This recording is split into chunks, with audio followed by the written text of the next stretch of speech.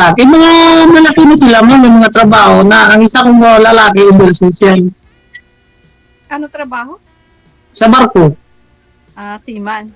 No. Ang pangalawa, Ang palawa, psychology, sa airport, di trabaho. psychologist. Ang pangatlo, Sa Wolsin, HR. ay hindi okay na pala no. Tapos, ikaw, kasal kayo? Well, Sana yun. Well, may negosyo ako dito. Wala na akong asawa, may negosyo ako dito, laundry yan. Ipadala, i-picturean ko lang, i-video ko lang, tapos padala sa'yo. Sige ba? Pinigan. So, sino kasama mo dyan? Wala. Mag-isa ka? Yes. Wala kang katulong? Wala kang mga... Wala. May nagapagkay dito, start siya ng alauna, uwi siya ng alas 5. 200 na minabayad ko, 200 piso. Ang daily niya, sweldo niya.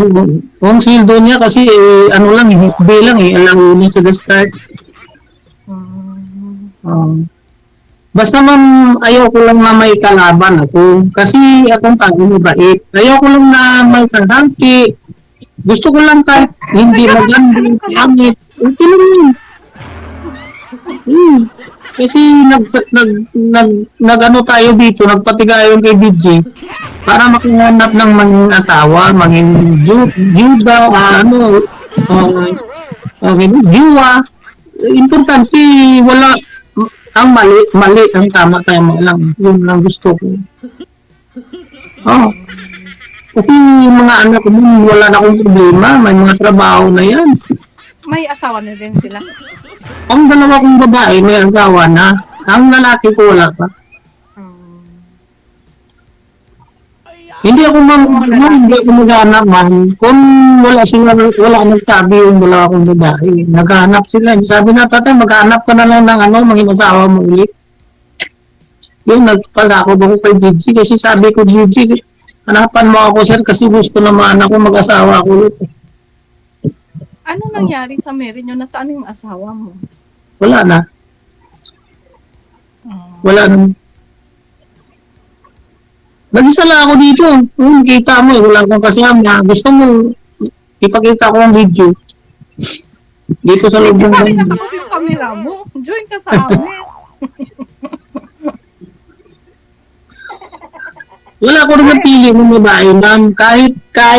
Kahit hindi maganda, basta mabait lang. Yan lang hinihingi ko kay DJ. Yan. Hindi ako napili ng babae. Hindi, kadalawa na ako nagsumali. Kung meron kong sali dito, binibigyan niya ako OFW. OFW yung babae, may apam, buisit. Ganun. Nahuli ko eh. May apam yung babae. Di ba bawal naman sumali pag may... Bawal dito yung magmura, sir ha. Okay, sir. Sir, sorry. Sorry. Di ba bawal naman sumali pag mayroon? Hindi. Tapos nag-chat ako lihat kay DJ nga. DJ, kung pwede, hanapan mo ako ulit. Kasi... Sinabi lang yun ng babae na may afam siya kasi nakukulitan dito kay sir. Tama dito. Gusto ko may kasama. Yun ang gusto naman. Ako na may magbantay sa buhay ko. Ganun kasi nakita ko dito kasi TV. Pero sa taas hindi na eh. Ikaw, pilang anak mo, ma'am? 4? Malaki na? Ang bunso ko, nandito sa akin, 21 years old na siya. Wala namang problema. Dalawa na lang kami magkasama dito. Kuya na edad mo, ma'am?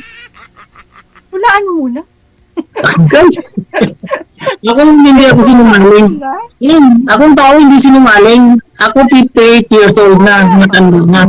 Bakit nagsabi ba ako sinungaling? Hindi naman Hindi. Ang gusto ko lang sabi mo, bakit ka natakot? Bakit ka mahiya? Kasi matanda na tayo eh. Basta matanda na tayo, ayaw ko na mahiya. Okay pa kung bata pa tayo, pero hindi na eh. Matanda na tayo. Ano sa tingin mo? Mga ilang taon na ako? Wala, ano naman? Hindi ko malaman yan, ma'am. Kasi sa birth certificate mo lang yan. Ikaw hulaan ko. Siguro mga 50 plus ka na. 58.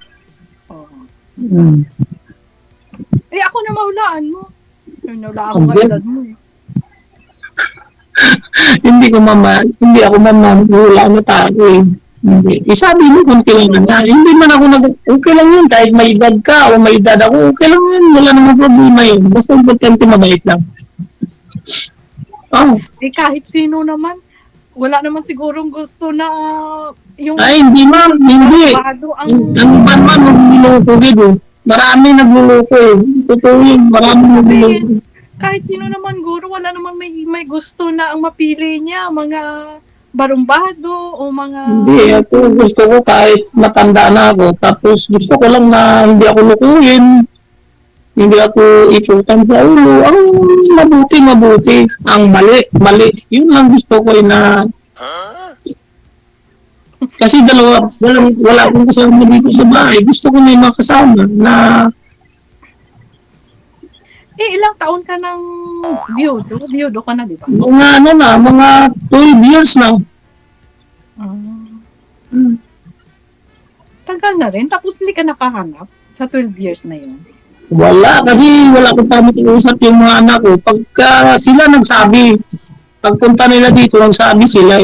Kapag hindi sila magsabi, ayaw ko maghanap. Kasi mas mahirap kung ang mga anak mo magalit sa'yo. Ayaw ko.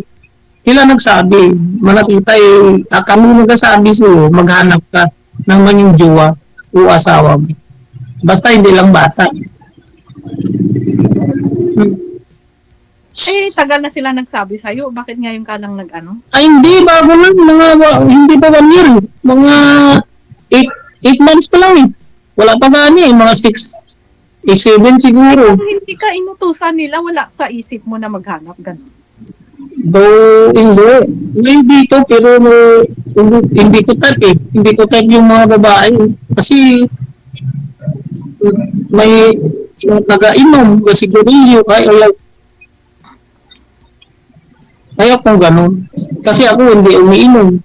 Hindi ako magsigarilyo. Walang bisyo. Ang bisyo ko pagkain lang. Parehas tayo. Ayoko pa naman sa nanigarilyo talaga. Mas mabuti yun, ma'am. Sa mga nanigarilyo. Yun ang mabuti, ma'am. Kasi mas mahirap na magsigarilyo, mag-inom, magsubal. Sana. Mahirap yun, ma'am. Hindi Mahirap ako yun. marunong magbalasan lang kahit ng baraha. Hindi ko alam yun. Oo. Oh. Sino saan ang lugar mo, ma'am? Hindi. Taga saan ka ngayon? Saan ako ngayon? Oo. Dito, sa Japan. Agay, ang layo. Yung OFW. Hapon ka, ma'am? Hindi? Haponisa ka? Pinay! Ha? Pinay na Pinay. Pure na Pinay. Oo. Pero dyan ka sa Japan nagtatrabaho, OFW, sa loob ng bahay, o sa opisina, o sa kumpanya. Dito na ako Kamu. Dito na ako tumanda. Dito na namuti yung buhok ko. Yung paano tayo magkita? Ay, alam mo ba? Nakakabali ko lang dito. Nung bakasyon ako dyan 2 weeks. Paano tayo magkita? Diyan dito sa Japan, dito ako sa Pinas. Ay, nakabalik ko lang dito, July 26. Hindi naman maabot ng sasakyan. Mayroong plano yung sasakyan mo puntang Japan. Tinanay ko. Ang nanay ko, swerte ko sa mundo. Puro FW. Hindi naman ako OFW dito. Residence na ako dito. At dyan ka na, residence. Kahit siguro OFW o kahit residence, mas gusto pa rin umuwi sa sariling bayan. Siyempre. Siyempre, kung saan tayo na tao, may uwi ka gidata. Sana, sa patay ka. So, kailan ka uwi? Gusto ko na nga umuwi eh. Kaya lang, Uwi ka na lang bukas. bukas, grabe ka Saan naman. kita? Grabe ka naman, bukas. Eh, may sasakyan kami mo, walang problema. Kahit saan ka, puntahan kita. Wala nga ako pambili ng ticket aeroplano eh. Hindi naman, may nag-book lang kita mamay kasi ako tao, joker. Pero yung pagka-joke, okay lang yan. Para makasmile tayo. Ang gusto ko sana, magkita tayo kung pwede. Pero pinagyan ka sa Japan, kailan tayo magkita? Ang layo naman. Aeroplano, sakyan. Kung dito sa Pinas, pwede barko, sasakyan. Kailan yun? Alam mo ba na taga Iloilo ako. Tapos pag pumunta dyan, Agay, Ilongga! 4 hours. Pero kung pumunta ka ng Manila, 4 hours lang, mas malapit pa nga. Oy, ang mga Ilongga. Sweet magmahal yan. Kasi Ilonggo yata ako, taga Iloilo. Ay, taga Iloilo ka rin. Yes, ang pamilya ko Iloilo eh. Eh di alam mo pala kung anong mga Ilonggo, diba? Ang hirap Oo, nakakaon ka naman. Oh, sige, Ilongguanay na lang kita kung gusto mo. Bawat. Hindi pwede. Kasi, paano naman yung hindi nakakaintindi ng Ilonggo? Tagalog na lang kita muna. Kasi dito po sa Maynila, gusto ko na magtagalog na lang kita kasi para malaman ni DJ, marami gusto ko makahanap ng mga asawa, ma'am. Totoo yun. Kasi nagatanda na ako sa mundo. 2 taon na senior na ako.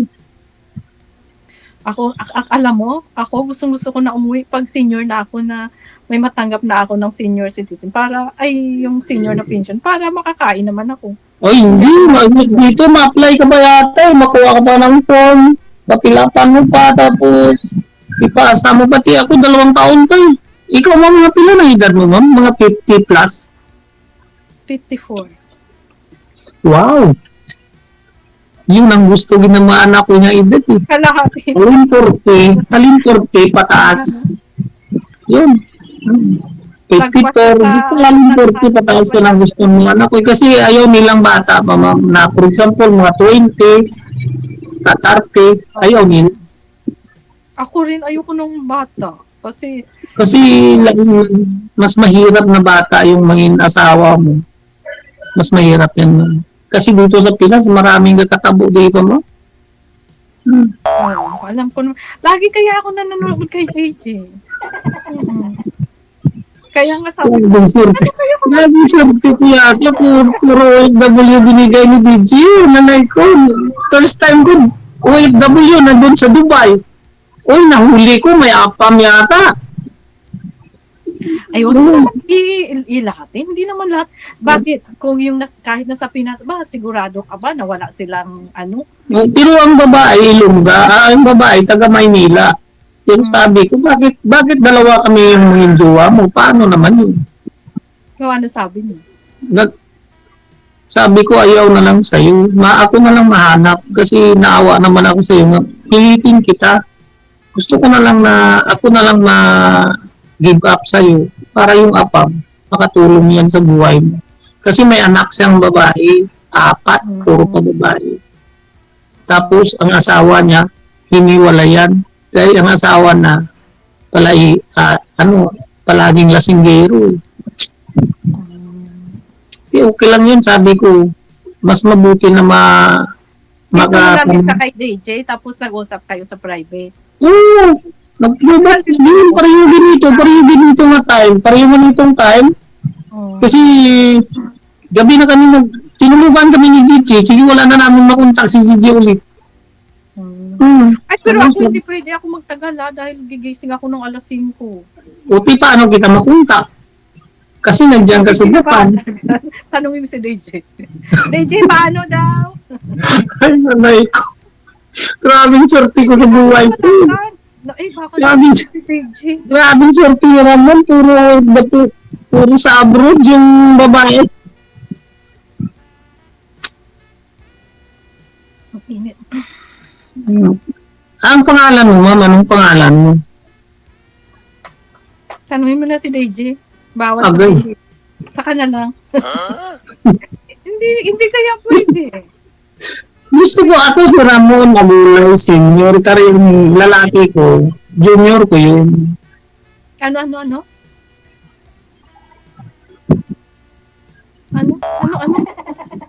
Ano sabi mo? Hindi ko narinig. Ay, nalito ko sa mundo. Maraming sorte ko yata. Puro sa abroad yung babae. Sabi ko dito lang sa Pinas. O DJ, dyan na lang daw sa Pinas. Sige, no? Pwede maghanap na lang kayo, sir, ng taga-Pilipinas para mas okay ho yan, no? Kayo pong bahala kung gustuhin mo siya o hindi. Paline up na lang po kayo sa susunod, Ma'am Myla. Maraming salamat. Ito lang sa'yo sana. Kailan ka uwi? Okay, sige, connected na kayo. Bye! Dadamo lang ulan, baskog ang hangin. Kasi malupad ko di karon. Manager, alam mo pala na ayaw niya nang nasa abroad o OFW. Ba't binigyan mo lang nasa Japan?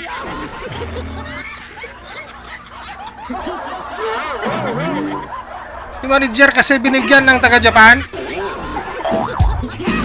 Alam mo kasi gusto niya yung dito sa Pilipinas para may makakasama. May sasakyan daw siya. Kasi anak niya sa barko. Sa airport. Saka doon sa Wholesome. Hindi siya lang mag-isa sa bahay.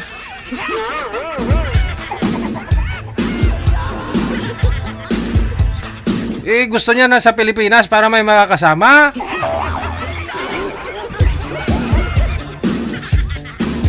Sayang naman yung time ni Zero. Binigyan mo nang nasa abroad, oh. Hindi niya rin pala beat yung nasa abroad. Ma'am Ayla, paline up na lang po kayo sa susunod, ma'am. Kaya duga baskog ang hangin.